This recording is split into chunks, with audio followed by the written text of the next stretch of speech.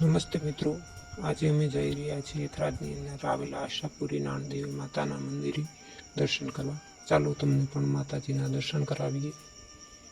આ જગ્યાએ કોણ કોણ આવેલું છે તે અવશ્ય કોમેન્ટની અંદર જણાવજો મિત્રો. તો આ છે મંદિરનો ગેટ, મેઇન ગેટ છે, તમે જોઈ શકો છો. અને આ મંદિરની અંદર એક રહસ્યમય વાવ છે, એના પણ અમે તમને દર્શન કરાવીશું. તો આ આવી ગયું છે મેઇન મંદિર, તમે જોઈ શકો છો. મંદિર ખૂબ જ સારું છે અને આનાથી વિશેષ મંદિરના અંદરનો નજારો છે. આ જોઈ શકો છો મિત્રો તમે. આ છે હવનકુંડ અને આ છે મંદિરના ઉપરનો નજારો. અહીંયા ઝુમ્મર વગેરે લટકાવવામાં આવેલું છે માતાજીની અને ખૂબ જ સરસ છે.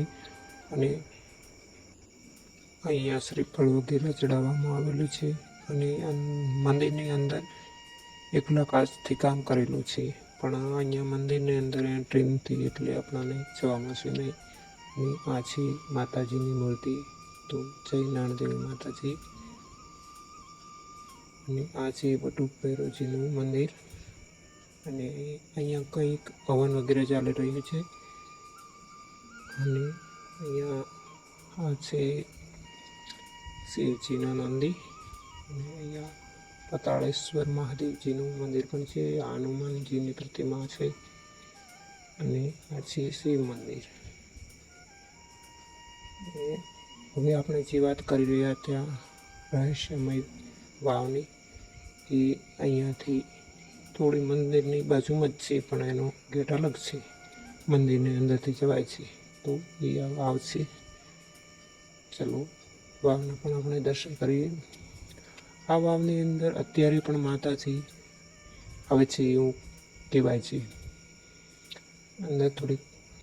તો આ વાવની અંદર માતાજીની સોનાની મૂર્તિ છે એવું અહીંના લોકોનું માનવું છે. જે ભૂતકાળની અંદર થયેલી કોઈ ઘટના હોય કે પછી કોઈ એવી ઘટના રહી હોય કે માતાજી અંદર પૃથ્વીની અંદર સમાઈ ગયા હોય. અને આ છે વાવની ઉપર જુઓ મિત્રો, જાળી કરી દેવામાં આવી છે. ચાલો તમને અંદરથી વાવના દર્શન કરાવીએ. અંદર શેરડી મૂકવામાં આવી છે, સીતા વગેરે લોકોએ નાખેલું છે. અને આ છે મંદિરનો બહારનો નજારો. મિત્રો તમે પણ જરૂર એકવાર મંદિરે દર્શન કરવા આવજો માતાજીના. તો મિત્રો બધાને જય માતાજી. ફરી મળશું.